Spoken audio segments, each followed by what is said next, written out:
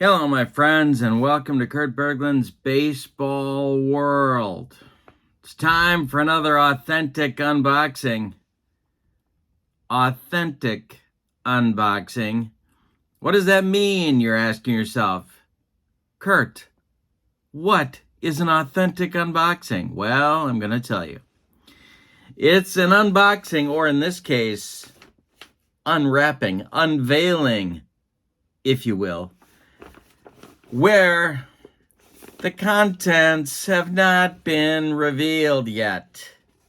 So many times on YouTube, and I've seen it too much lately, where the object being unboxed, unwrapped, unveiled, if you will, has obviously been torn open, the contents reviewed, and then some pathetic attempt has been made to jam the contents back inside, sometimes even with the original protective packaging, and then taped up in some god-awful, pathetic attempt to fool you, the YouTube viewer.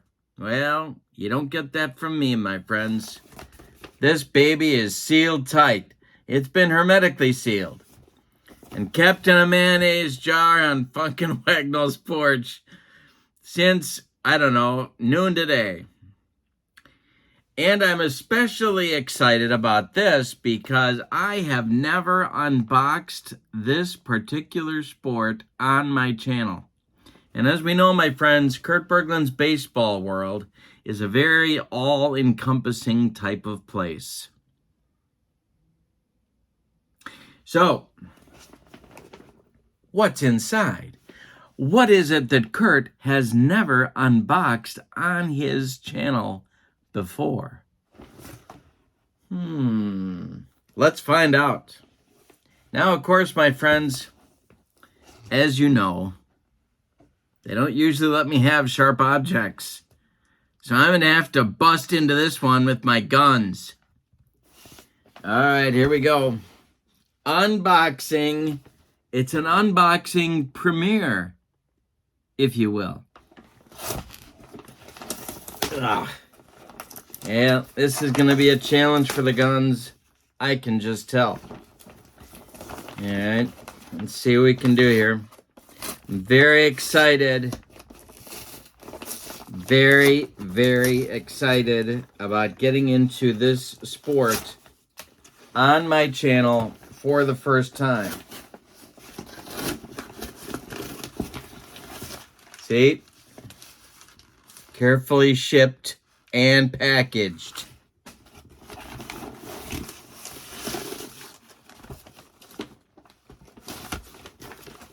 Empty. Careful wrapping. And here we go. Right here.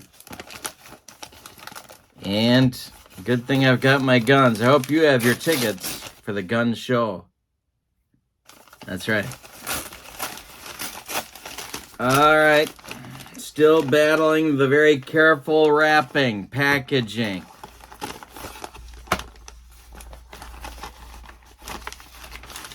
My goodness. All right, here we go. It's the 1975-76 ABA.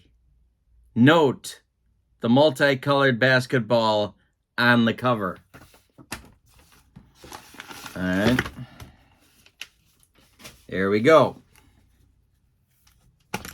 Let's take a look at the teams in the set, shall we? All right. We've got your 1975-76 San Diego, not the Conquistadors. I think this was the Sails. 8th place, Bill Musselman. I can't remember the team he coached in the NBA. Was it the Pistons? Might have been. Next is the 75. Well, let's see. Take a look. Let's take a look and see who we got. Dave Robish. I used to be quite a collector of the basketball cards in the 70s. Dave Robish, later with the Nuggets, I do believe. Mark Olberding was with the Spurs later. Caldwell Jones became a 76er. Bo Lamar, I know that name, but I can't remember how I know it. Let's see if there's anybody else that comes to mind, and no, there's not. Okay. Next are your 75-76 Indiana Pacers. Slick Leonard. See who's on this team. I think we got a George McGinnis sighting coming, I think, on this crew. Dan Roundfield. He was a Pacer later on as well after they became NBA, and an Atlanta Hawk, I do believe. Bob Natoliki, it seems to me I had about 4,000 of his basketball card. Darnell Hillman. I believe Darnell Hillman couldn't hit water if he fell out of a boat, but he was a big-time rebounder, I think. Oh, 9 rebounds, yep. Billy Knight had his card. He could play. He could do some scoring. Len Elmore became a Milwaukee Buck. Big-time presence under the boards. Don Boosie could shoot the lights out.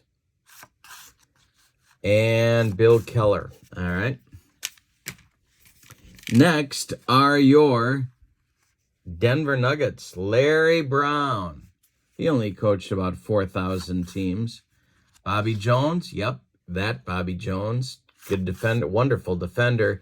David Thompson. The basketball card every kid at my school had to have. Dan Issel. Wow. No wonder it was good. Ralph Simpson. Not Sampson. Simpson. He could score too. See who else we got? We got these are upside down.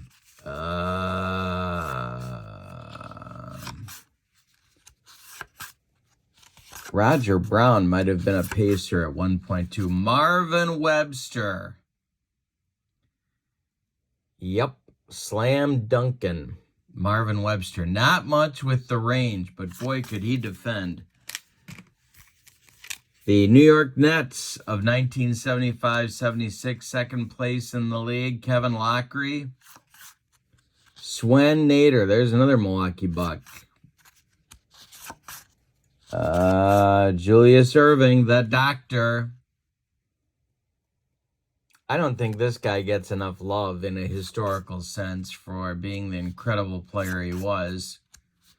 Brian Taylor was a guard. He was good stuff. John Williamson. He was in they used to have a horse show. Does anybody remember this? The horse show, 2 NBA guys would play horse. And this guy was incredible at horse. And I'm sure you wanted to know that. Chuck Terry, I think he was a Milwaukee Buck. Bill Melchione, I think he was an all-star. Pretty sure. St. Louis, Rod Thorne. Wow, I didn't know he was a coach. All right. Maurice Lucas. Marquette Warriors, Portland Trailblazers. See, Moses Malone and Maurice Lucas on the same front court. Yikes. Good luck getting aboard. M.L. Carr, towel waver of the Boston Celtics. Marvin Barnes could play. Wow. This was a team. Don Chaney. Holy cow. The team had some players. How did they not do better? And I think that's going to be it for the St. Louis. I forget their team name. Virginia Squires hit rock bottom after trading Dr. J. See what else we got here. Mac Calvin, tough guard. Tiki Burden, sure, point guard. Fatty Taylor. That's kind of cruel. Dave Twardzik was a member of the Portland Trailblazers that won the NBA championship. Johnny Newman, good player. Jan Van Bredikoff. All right. Next come your San Antonio Spurs, who were in third place. Larry Keenan, yes. Alan Bristow was a Spur for a long time. Billy Paltz with a few different teams. James Silas, great player. George Gervin, there he is, the Iceman. Only 21-8 during that season. George Karl, wow. Future coach, of course. Mike Gale, another good guard. Boy, this is quite a team. This is quite a team. Third place. All right, Kentucky Colonels. Fourth place with Hubie Brown, one of my favorite coaches of all time. Artis Gilmore, there he is. There he is. 15.5 rebounds, 24 points a game. Louis Dampier could shoot the lights out. What else we got here? Jim McDaniels is a big dude. Not too many other folks here I recognize. Tom Owens was with a different team. Holy cow, he was with 3 teams that season. And last but not least, Utah. Tom Naselke was a Bucks assistant coach. I think there was more than a few money problems in the ABA. Jumbo Jim Akins was a Milwaukee Buck. A third center. He was the 11th man on the team. If you're the third center in the 70s, you are probably not getting your keister off the bench very often. Ron Boone was a good player. He could score. Who else we got here? We got Goo Kennedy. Love the name.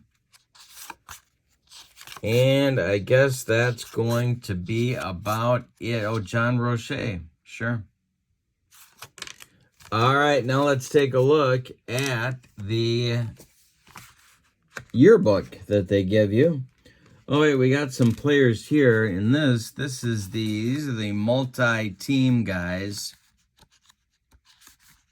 Yeah. So if you want the whole season stats on one card, that's the set you look at. Let's take a look at the yearbook. This is replay basketball, of course. See what you get in a basketball yearbook. I don't know. Nice introduction here to the 75-76 season. You got your standings, your playoff results. Dr. J over the Nuggets.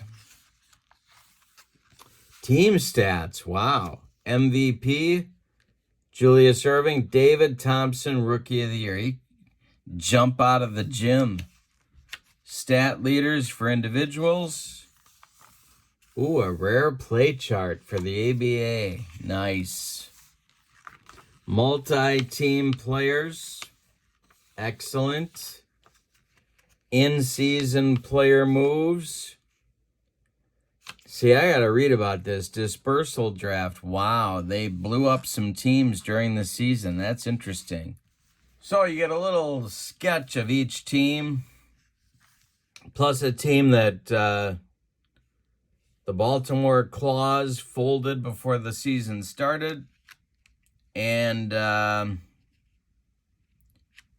you could make a Baltimore Claw team if you wanted to. Okay. Then it gives you an idea of how to read the cards, which is kind of nice, and how to scout the teams, and that's very cool. And then on the back is your quick play, your quick play numbers. Very cool. All right, so I gotta get me some game instructions and charts, but it's the 75-76 ABA season on replay. Looking forward to getting this on the tabletop. Unboxing is always authentic in Kurt Berglund's baseball world. Hope you enjoyed it. Have a wonderful evening. So long, everybody.